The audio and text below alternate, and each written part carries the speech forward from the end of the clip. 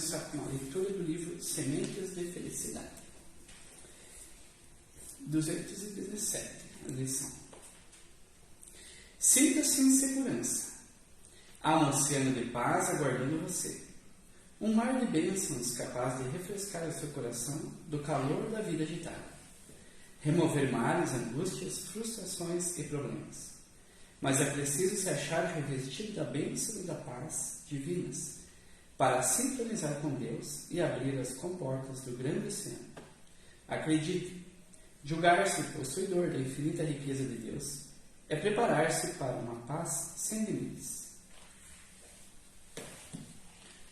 Assim, convido a todos para elevar o nosso pensamento a Jesus, nosso Mestre, agradecendo primeiramente por esse momento, pela semana que tivemos, por estarmos aqui novamente, e pedir a pleia de luz que sempre nos acompanhe e que também está aqui nesse momento, que possam nos iluminar, nos abençoar, abrindo a nossa mente para bem compreender a lição de hoje, que vai ser ventilada aqui nessa casa.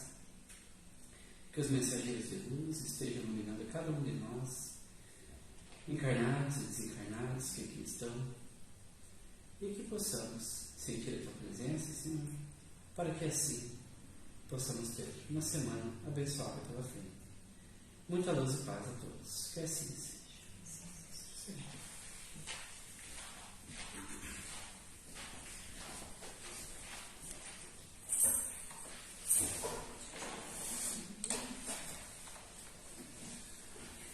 Para o estudo desta noite, nós nos inspiramos no livro Dias Gloriosos, Joana de Ângeles, por Divaldo Franco, no capítulo 5, página 37, onde nós temos uma reflexão sobre o pensamento e as doenças. A civilização da Terra, vivenciando o fenômeno material, acredita que as doenças sejam casualidades genéticas ou encontros fortuitos com os germes perigosos capazes de vencer o organismo e desestruturar seu equilíbrio, levando à morte. A civilização da Terra, a civilização humana da Terra, pelo seu aspecto materialista, pelo seu aspecto envolvendo o corpo material, tem uma evolução durante os séculos das suas descobertas estarem atreladas ao corpo físico e as doenças atingirem o corpo físico e serem tratadas no corpo físico.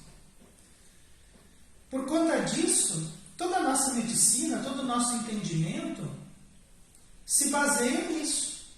Ou nós somos vítimas dos aspectos genéticos, em alguma parte nós realmente estamos à mercê deles, e em outros nós temos encontros com vírus e bactérias que acabam entrando, se associando com o nosso corpo, encontrando no nosso corpo abrigo. E por conta dos descuidos desses micro-organismos em relação ao corpo físico, nós podemos vir a sofrer males e doenças e podemos, em alguns casos, até perdermos a vida material por conta desses aspectos das doenças. Então, toda a nossa cultura médica atende o organismo e atende o corpo dessa maneira. Então as doenças ou são genéticas ou se desenvolvem por conta de vírus e de bactérias e se desenvolvem também por conta de situações que podem intoxicar o nosso corpo, né? Ambientes nocivos, produtos químicos, água, ar, são todos os aspectos materiais aí das doenças, né? Tudo desenvolvido a partir do corpo, observado a partir do corpo, tratado a partir do corpo. Mas os mentores espirituais, eles há muito já vêm nos alertando que a verdadeira razão para a doença se encontra no espírito. Que o espírito é o real promotor do equilíbrio para a saúde, ou o promotor do desajuste. E esse desajuste ele pode ser tanto físico quanto psíquico, capaz de levar para as doenças e conduzir ao desencarne e à morte. Nós, então, temos doenças que são tratáveis, existem doenças que são possíveis de serem contornadas, mas nós também temos doenças que não existe um patógeno, não existe um elemento externo que leva o indivíduo a adoecer e perecer. Nós temos doenças que são doenças do espírito, doenças da alma, doenças da mente, como a medicina gosta de tratar, para não dizer do espírito, né? E são doenças que se processam no corpo físico. Os indivíduos imaginam, observando a partir do corpo, que é o corpo que tem problema, e por isso o espírito sofre. E os espíritos, os mentores da espiritualidade, dizem que o problema está no espírito e o corpo apresenta sintomas, apresenta condições de serem medidas e de serem avaliadas, e o corpo se ressente do que o espírito promove em si mesmo e, por conta disso, adoece de uma ou de outra maneira. E muitas vezes esses estados de desequilíbrio do espírito, eles abrem espaço para, aí sim, os fatores externos, como vírus e bactérias, atacarem o corpo, baixarem, enfrentarem o processo da imunidade, vencerem essas barreiras e deixarem o corpo debilitado. Os espíritos dizem que o real movimento da doença é do espírito para o corpo, e não do corpo para o espírito. E se nós lembrarmos, quando Jesus curava as pessoas que buscavam Ele, elas estavam doentes. Algumas, como Lázaro, até morreram.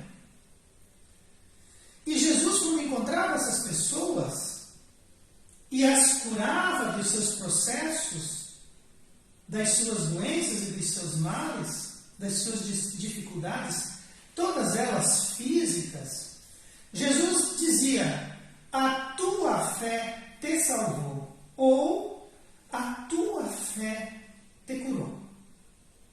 E na sequência ele dizia: vá e não peques mais.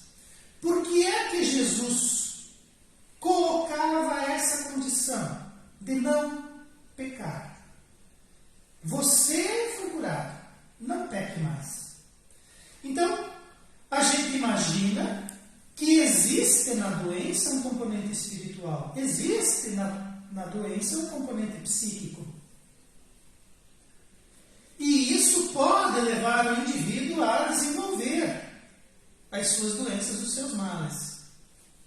Mas o que é pecar?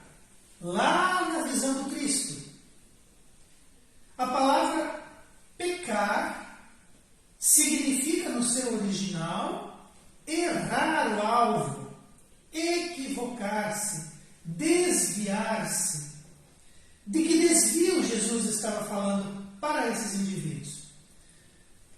As pessoas que se desviavam das leis morais, as pessoas que se desviavam das leis naturais, as pessoas que se desviavam do seu processo evolutivo, as pessoas que se distanciavam das fontes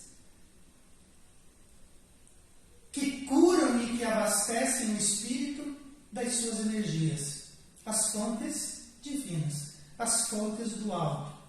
Então, quando os indivíduos se afastam da nossa paternidade, quando os indivíduos se afastam das leis naturais, do equilíbrio natural do universo e de todas as coisas, da natureza, de modo geral, quando os indivíduos se afastam disso, eles estão pecando, eles estão errando o alvo, eles estão focando fora, distantes, eles estão se afastando. Isso é pecar. E quando nós realizamos esses movimentos, nós naturalmente entramos em desequilíbrio, nós naturalmente entramos em doenças. Isso era o que Jesus nos dizia. Isso é o que ele continua nos dizendo, porque a fala dele não mudou. Mas nós, no nosso processo de evolução, observando as coisas sempre do material para o espiritual, imaginamos que o problema é o corpo. O problema é que o corpo não funciona. O problema é que o indivíduo encarna e recebe um corpo que não é bom. Ou que o indivíduo recebe dos arranjos genéticos das células promotoras do novo ser, recebe cargas genéticas que não são favoráveis a ele. Cargas genéticas que estão equivocadas, ruins. Cargas genéticas que levam à doença, levam ao desajuste, levam à antecipação da morte através da doença. E os espíritos nos alertam. Não! O movimento é o contrário, é o espírito que faz com que o corpo sofra. Cada célula do corpo trabalha sob o comando das ondas mentais emanadas do espírito. É isso que os mentores espirituais dizem. O nosso corpo, ele sofre porque o nosso espírito provoca no nosso corpo os desajustes. O corpo cede ao espírito. O espírito é indestrutível. O espírito não tem para ele paralelo no corpo físico. O corpo sempre vai sofrer. E, naturalmente, quando o corpo passa por dificuldades, o espírito que está atrelado a ele também vai passar. As dores que o corpo sente imprimem no espírito as suas cargas. As doenças também o fazem. E o espírito se ressente. E o espírito, treinado pelos aspectos materiais, imagina que o problema está no corpo, quando o problema está nele mesmo. É como ele pensa, é como ele deseja, é como ele se expressa, é o que ele mantém como psicosfera para si mesmo. Então as células trabalham sob o comando do espírito. Ondas essas carregadas de energia moral do seu emissor, e à medida em que se transferem para os tecidos vivos, executam nele os resultados de conforme com essa onda. Então, se o espírito pensante imprime no corpo uma determinada onda mental, o corpo vai ceder. E nós mantemos condutas mentais por toda a nossa vida. E conforme nós vamos ficando adulto, nós vamos fazendo a manutenção de diversas ondas mentais que vão ressentir no nosso corpo.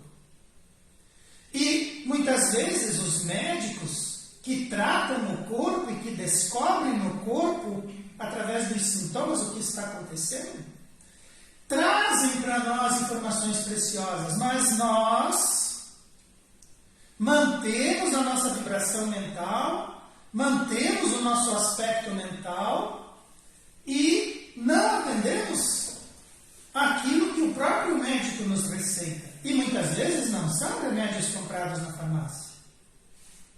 Às vezes os médicos dizem assim: modera no sal.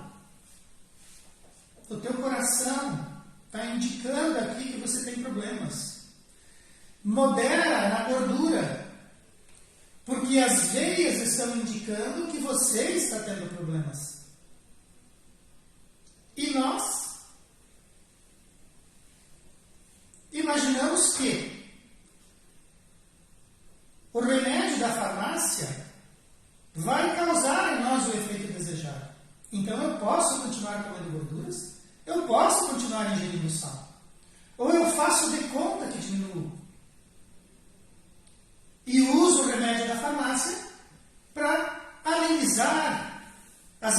manipulações mentais a respeito da minha doença. E quando os remédios não surtem efeito, a gente diz que eles não são bons. Pedimos outros. Mas, na verdade, o nosso espírito adoecido se recusa a realizar nele mesmo aspectos de disciplina em relação àquilo que nos rodeia. Então, somos nós nos estressando quando sabemos que devemos evitar.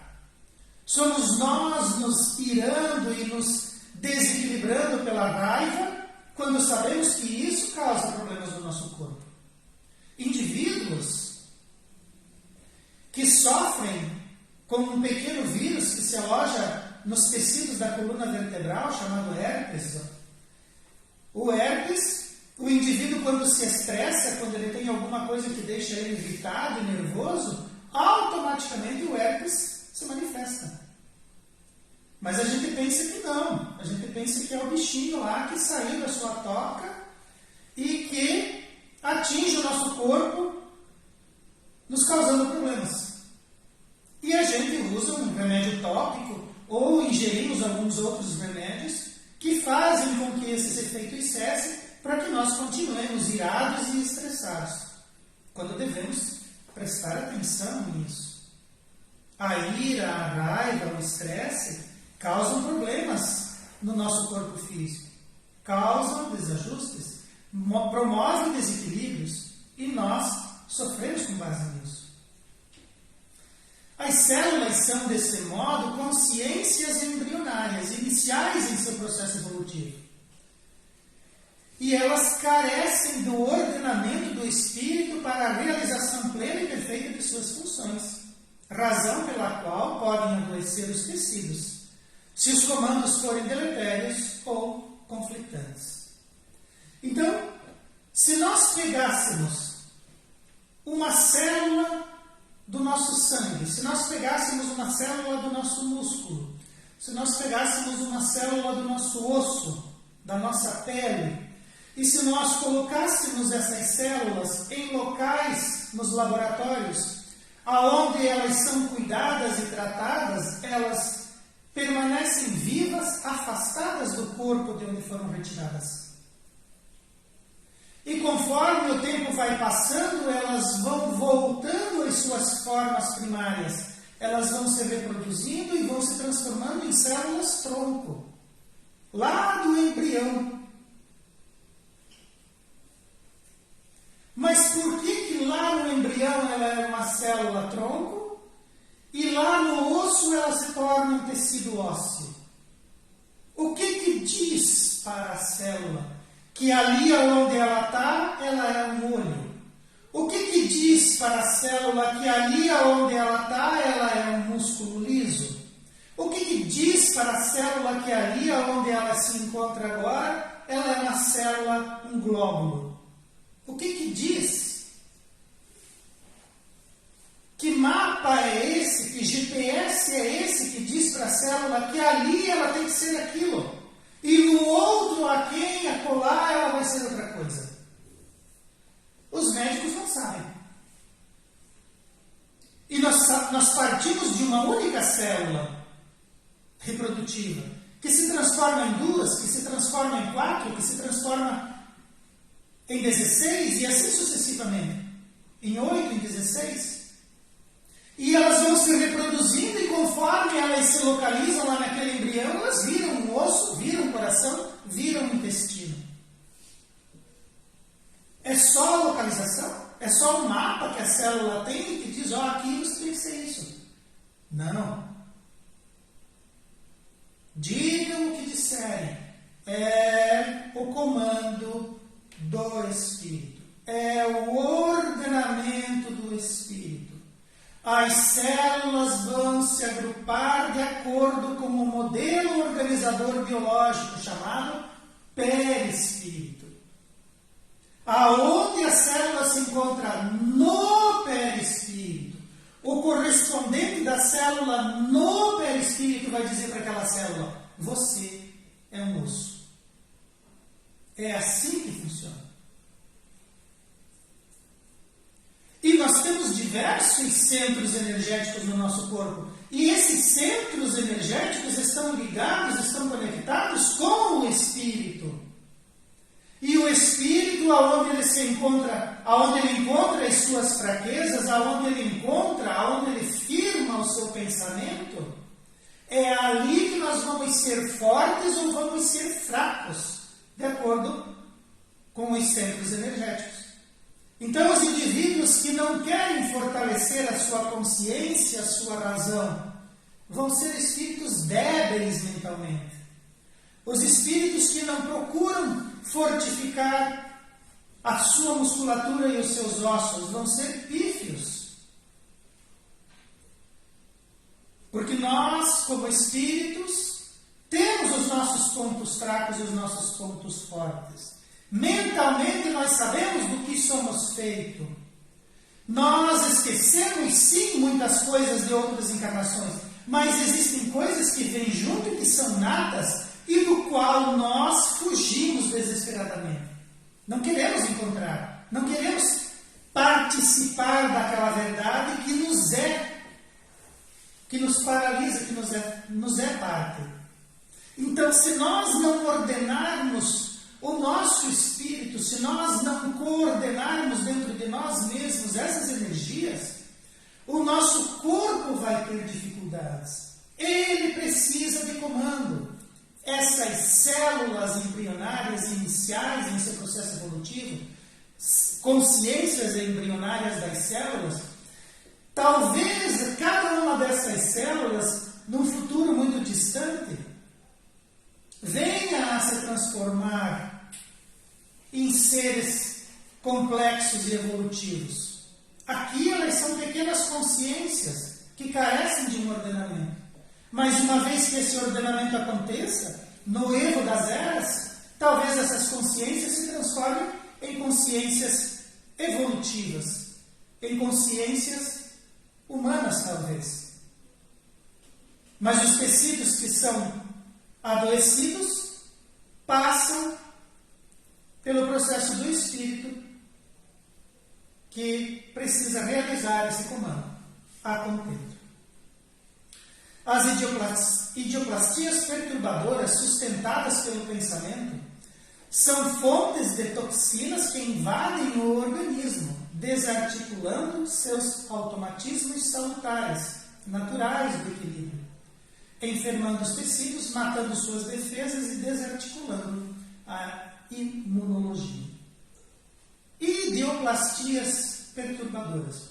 Idioplastias é criar com a mente processos mentais criados pelo indivíduo, pelo espírito, como ele se comporta, como ele se perpetua.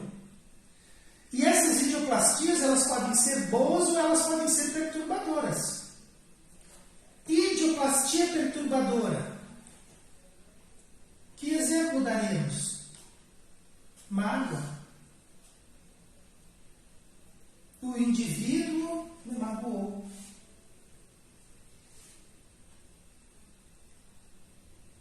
Essa mágoa é uma idioplastia. De repente, o indivíduo, na sua condição de espírito em processo evolutivo, disse, aconteceu em relação a nós? Talvez sim. Mas aquilo não foi pessoal. É o jeito da pessoa.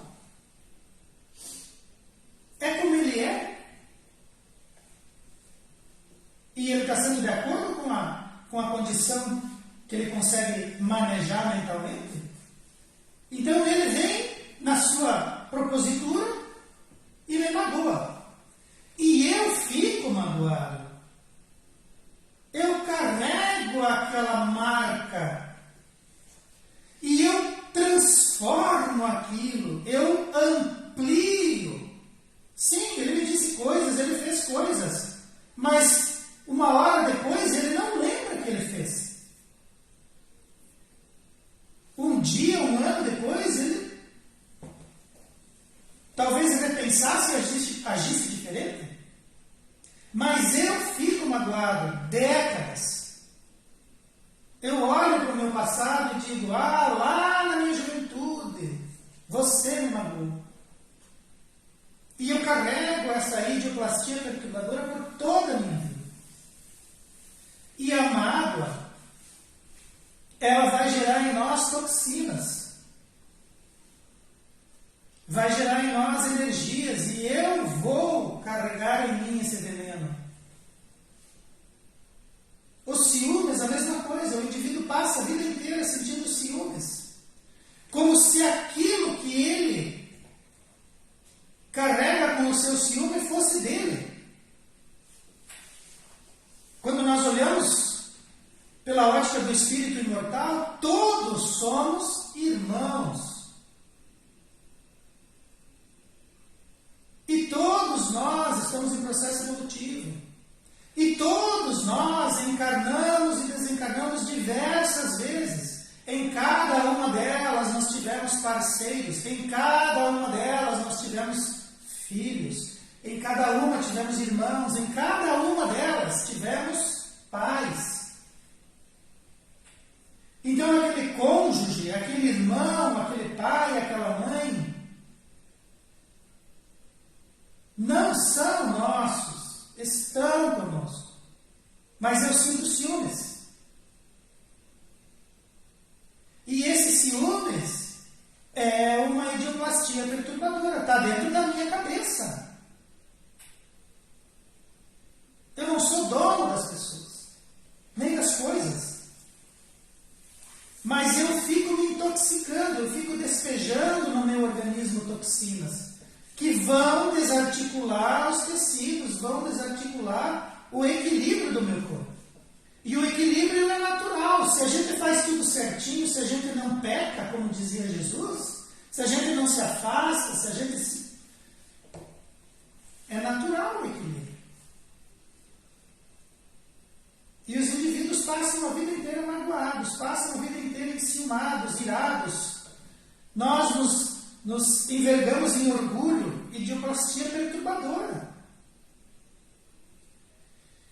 E como nós já vimos, no caso do ciúme, da ira, desses sentimentos, nós nos intoxicamos e acabamos jogando isso em cima das outras pessoas. As outras pessoas sofrem com o nosso ciúme, sofrem com a nossa mágoa, sofrem com o nosso orgulho. Eu sofro primeiro, mas eles sofrem em seguida.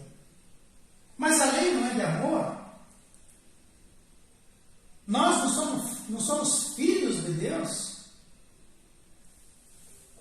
Filhos do Criador? Sem educação espiritual, olha o que Joana de Ângeles nos fala. Educação espiritual, precisamos fazer isso. Nós somos corpo encarnado, nós somos espírito imortal. E nós não estudamos o espírito, estudamos o corpo somente, a matéria somente. E não chegamos a lugar nenhum. Será que não estamos estudando, focando no horizonte estreito e equivocado? Joana diz, sem educação espiritual, sobre a gravidade de bem usar os implementos mentais do espírito, condutas esdrúxulas e equivocadas, adoecidas nas suas fontes, acompanham os seres de uma para outra encarnação, promovendo estados adoecidos similares na próxima existência. Então, se eu sou ciumento, se eu sou irado, se eu sou orgulhoso nessa encarnação, é muito provável que se eu não realizar esse processo da minha educação espiritual, se eu não for educado no que é ciúmes, se eu não for educado no que é orgulho, muito provavelmente eu vou encarnar e levar junto. Então eu já estou sofrendo agora, os meus implementos orgânicos já estão sob pressão por conta do meu psiquismo, que promove toxinas e desequilíbrios em mim mesmo, que vou sofrer as dores. Eu desencarno, chego lá na espiritualidade, programo uma nova encarnação e pimba, encarno novamente com o mesmo problema.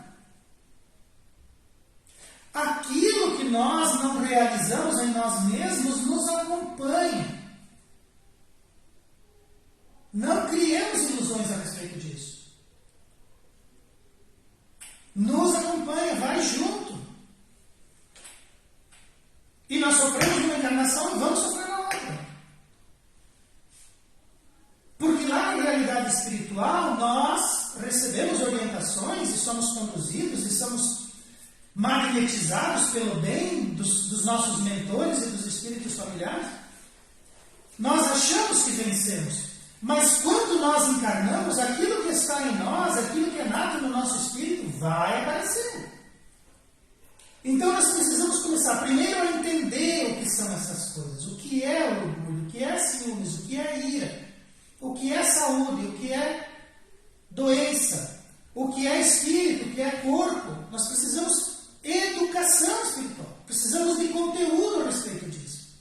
E depois precisamos começar a fazer os cruzamentos. Porque é um tecido evolutivo, é um tecido orgânico, é um tecido espiritual. Então tem coisas que você faz mentalmente que repercutem no corpo físico.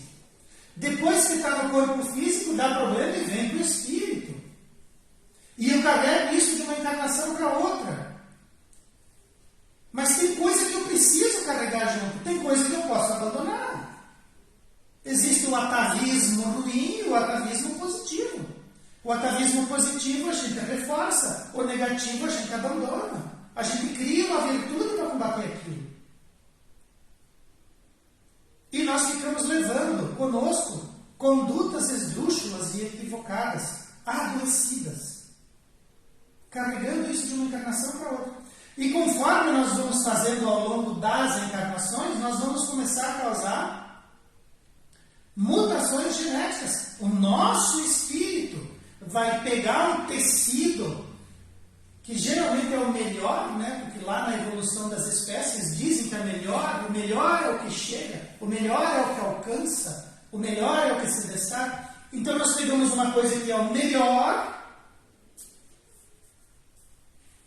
e quebramos aquilo com o nosso espírito. Causamos uma deformação genética no nosso próprio material genético que vai nos representar a vida toda. Os espíritos nos alertam para isso. O espírito que volta para a matéria ainda imantado dos seus atavismos mentais em desarmonia acaba influenciando a formação genética no novo corpo, alterando as próprias estruturas e sendo o causador dos males e dores futuros que fatalmente chegarão. Então o espírito faz isso durante tanto tempo que quando ele reencarna, esse material genético sofre uma alteração e essa alteração genética vai carregar para a vida toda. Os nossos pais que vão fornecer esse material, se eles também não fizerem o processo de educação genética, se eles também agirem como nós agimos, eles vão ceder material para nós que também não é bom. E nós que não somos bons, vamos pegar aquele material que já nem é bom e vamos transformar aquilo numa coisa. E essa coisa vai ser a nossa casa durante décadas, uma encarnação inteira. E nós é que vamos sofrer. As enfermidades do corpo são tratáveis até certo ponto, sendo possível extirpar e arrancar alguns casos ou medicar em outros. Todavia, as enfermidades que se alojam na própria alma e que dependem dos estados do comportamento são os mais difíceis de recuperar. Então, a medicina lá no corpo, ela descobre alguma coisa, vai lá e tira, vai lá e trata, vai lá e causa alguma coisa lá que resolve. Mas se essa enfermidade está alojada lá no espírito, como é que você trata? Quem que trata? Jesus trata? Não, ele vai dizer assim, olha, você tem que mudar o teu comportamento. Isso que você mantém mentalmente, que você viceja com as suas energias, isso não está certo, isso não está bom. Tu viu que não está bom? Então muda. É difícil recuperar. E o tratamento das coisas do espírito é isso que nós estamos fazendo aqui agora. Conversar. Pensar. Perceber. Esse é o tratamento do espírito. Aqui na matéria ou fora dela. Se nós pegarmos os livros da codificação ou os romances espíritas, os bons romances espíritas, e formos ler, o que os espíritos, o que os mentores fazem em relação àqueles indivíduos que estão lá no romance do qual nós estamos lendo? Eles falam, apontam, exemplificam, mostram, confrontam, fazem acariações. Você viu? Você percebeu? Você nota que é assim?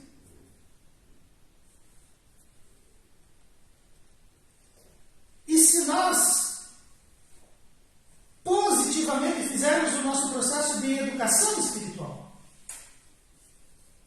eu posso aprender com o erro do outro, eu posso aprender com o exemplo do outro, eu posso aprender com a fala do outro, eu posso aprender com a meditação, eu posso aprender com a leitura, eu posso aprender.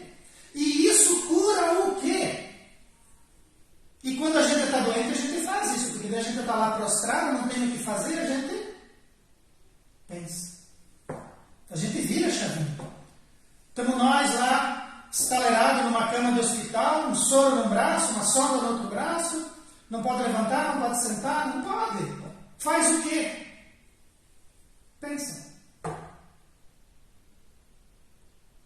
E muitas vezes utiliza aquele tempo pensando errado. Fazendo a manutenção dos atavismos negativos.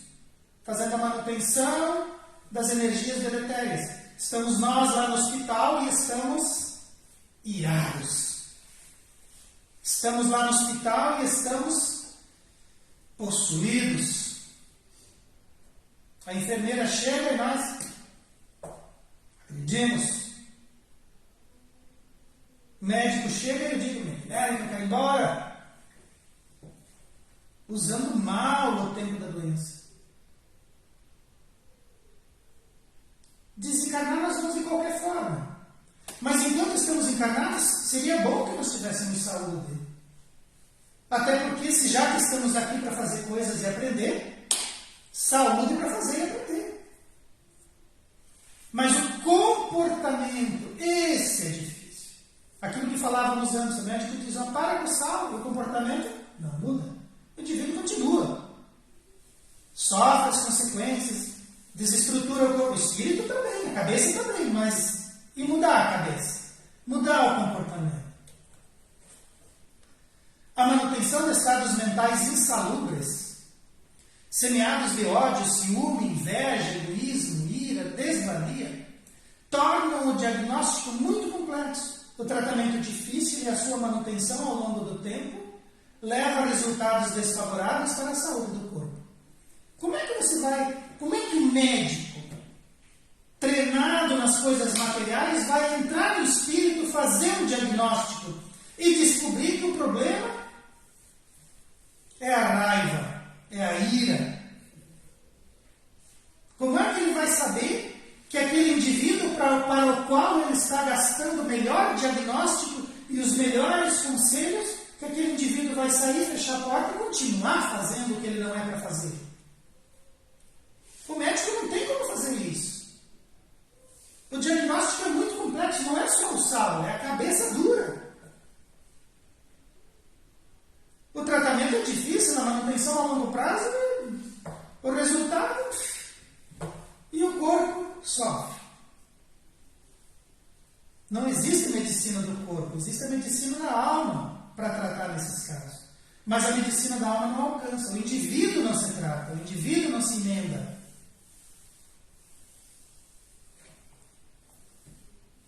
Estados anômalos dos delicados quimismos celulares e hormonais, afetados pelo comportamento, criam ambientes favoráveis para a mutação genética, capaz de criar aberrações que o organismo nem tem como se defender, levando ao colapso e ao fim do corpo.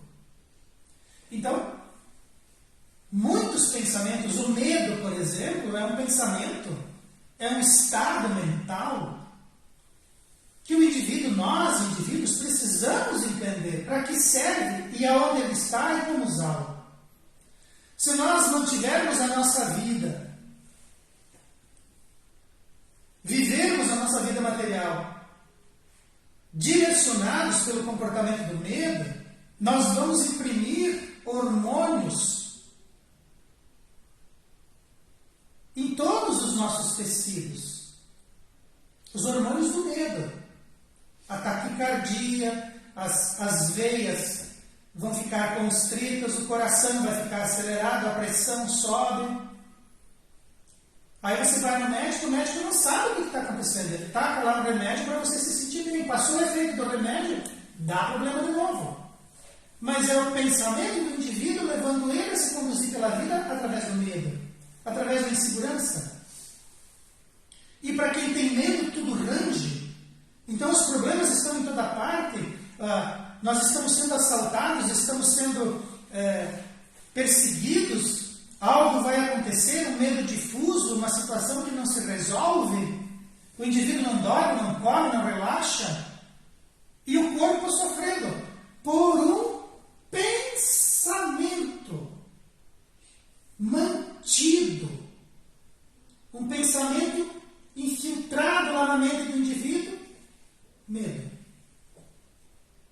Medo de quê? Espírito indestrutível. De que você tem medo? Mas o corpo sofre essas influências e não tem como se defender. Ele vai sofrer. Ele vai colapsar. Ele vai encontrar o seu fim muitas vezes antecipado. E vai levar a alterações genéticas. Nós vamos escrever nos nossos tecidos, nos nossos genes, esses problemas. E a ciência explica isso de diversas formas, mas não diz como acontece. O Espírito diz, é Ele quem faz, é Ele quem modela. A morte do corpo pode não significar a volta da saúde para o Espírito, que se vê ainda adoecido pela adoção de mentalizações enfermas e estados mantidos pela sua vontade mental, sofrendo mesmo na espiritualidade os choques da doença que criou em si mesmo. Então vamos lembrar de André Luiz.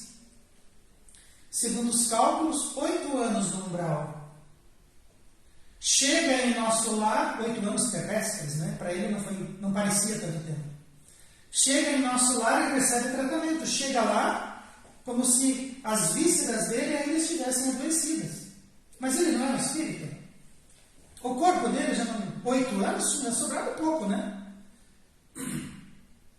E ele dizia que ele tinha muita sede, que ele tinha muito frio, que ele sentia muitas dores, que ele sentia as vísceras dele sangrando, mas ele era um espírito. Então ele morre, desencarna na Terra, o corpo dele perece por uma doença, e ele agora é um espírito vivenciando a doença. Mas a doença não é do corpo? Mas Jesus falou. Vai e não faça mais o teu pecado, porque senão vai acontecer coisa pior. E nós nos damos conta disso?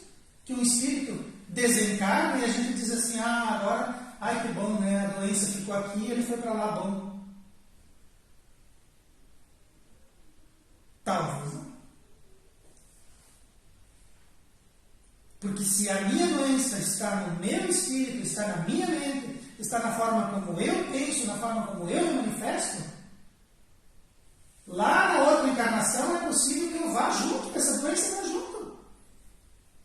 Pois eu estou lá enciumado, eu estou lá na outra encarnação, irado eu estou. E o problema não é do corpo, porque o corpo, quando o espírito sai, o corpo é ciumento. O corpo que está lá despojado, ele está nervoso? Ele está estressado? Não. Quem que está? Então, as fontes promotoras daquilo que a gente vê expresso no corpo, está no espírito. Se o espírito se processa dessa forma, chega na espiritualidade doente. Chega lá sentindo raiva. Chega lá sentindo medo. Chega lá sentindo ciúmes. Adoecido no plano espiritual, preocupado com o que está acontecendo na Terra. Sentindo as dores, como se ainda estivesse vivendo no corpo. Então, morrer não significa voltar à saúde. Talvez, desencarnando, o espírito consiga ver que a doença estava nele, não no E a gente fala mal do corpo. Porque o corpo não me ajuda mais. O corpo está sofrendo. E o promotor do sofrimento é o próprio espírito. A medicina, desvendando cada vez mais as mínimas partículas da matéria, fatalmente chegará na transição dessas partículas para a energia. E compreenderá, enfim, que essa energia pensante, chamada espírito, é parte integrante do conjunto físico aonde ele se expressa. Então, uma vez nós achávamos que era o átomo. Depois descobriu que o átomo tinha o elétron e o núcleo, com os prótons e os nêutrons. Depois quebraram a matéria e descobriram que essas partículas eram compostas de outras partículas menores e algumas forças. Depois vão descobrir mais para frente que existem partículas menores ainda. Até que nós vamos chegar num ponto em que o tamanho das partículas vai se confundir com a energia. Então, se nós formos quebrando a matéria, quebrando, daqui a pouco nós vamos chegar num ponto que aquela matéria vira energia. Einstein já disse isso. Que matéria é energia e energia é matéria. E o espírito é uma energia que pensa. Então nós vamos daqui a pouco descobrindo que a ciência evoluindo vai chegar na energia que pensa. E daí eles vão chamar essa energia que pensa de alguma coisa. Os espíritos já dizem, olha, quando chegar lá nesse ponto, o que você está vendo é o espírito, a energia que pensa. E o espírito faz parte do corpo e da matéria onde ele se expressa. O espírito está ali. Essa matéria é o espírito coagulado. É a energia coagulada.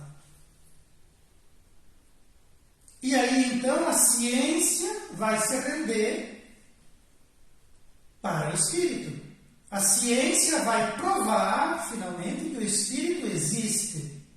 E que esse espírito é aquele que organiza a matéria. Aí sim, a medicina vai concentrar os seus esforços em tratar a verdadeira causa das doenças, que é o espírito. É lá que tudo se inicia. Construindo a partir dali novos alicerces de cura integral dos seres, para que possam integrar a harmonia cósmica que nos cerca a todos nós. Então existe uma harmonia, existe um equilíbrio, existe uma saúde, existe o bem, que se expressa em toda parte. O espírito vai chegar num ponto que ele vai compreender isso, e ele vai participar disso, ele vai auxiliar essa harmonia cósmica. O espírito vai trabalhar esse equilíbrio, vai participar, vai adotar para si mesmo esse equilíbrio. E a medicina vai dizer, olha, nós vamos te dar um remedinho aqui para curar o teu corpo, mas você vai precisar fazer uma educação espiritual, porque o problema está na maneira como você pensa. O problema está no indivíduo, na maneira como você se expressa, nos elementos constitutivos da tua vida, na forma como você vê as coisas, no desejo que você mantém sobre certos aspectos. Precisamos mudar a nossa maneira de pensar, para a partir daí sim construirmos um alicerce de cura. Quando temos corpos físicos, cura perfeita, saúde perfeita, nós sabemos que não é possível ainda. Mas nós sabemos que Jesus encarnou, esteve entre nós, e não há notícias de que ele adoeceu. Ele tinha equilíbrio físico e mental. Ele sabia que aquelas células que formavam o seu corpo eram responsabilidade dele. E que o psiquismo daquelas formas, daquelas consciências iniciantes, partia. Necessitava do seu comando certo e vigoroso. E ele o fez. Mas o mestre também disse que nós vamos ser como ele. Então há esperanças. Nós estamos em esforços, estamos em caminho, em aprendizado. Mas os espíritos dizem, esse é o cerne, esse é o conteúdo. Cabe a quem realizar o diagnóstico e a mudança no espírito. Cada um de nós. Os espíritos, para realizar essa mudança, para realizar essa cura, no outro espírito, contam com a participação dele. Ele precisa pensar, raciocinar, refletir, estudar e mudar. Uma pequena abordagem através dos apontamentos de Joana de Ângeles a respeito desse assunto, que muito nos interessa, que com certeza cada um de nós tem como realizar e participar em si mesmo. Vamos fechar os nossos olhos, elevar o nosso pensamento, agradecer a Deus, nosso Pai, e a Jesus, nosso Mestre, aos amigos da codificação e aos nossos espíritos familiares, amigos espirituais que são simpáticos à causa dos bons, daqueles que se esforçam em evoluir e aprender. Queremos agradecer ao esforço coletivo que gera ordenamento, gera orientação, gera equilíbrio. Todos nós precisamos nos esforçar e realizar em cada um de nós as melhorias necessárias e o aprendizado urgente que cabe a cada um buscar. Vamos pedir ao Cristo, nosso modelo e guia, perfeito naquilo que se propôs, que Ele continue nos auxiliando, que Ele continue nos inspirando e que Ele não permita que nós nos afastemos dessa seara de estudo e trabalho. Que Ele seja a luz do nosso horizonte e que Ele ilumine os nossos passos. Que assim seja.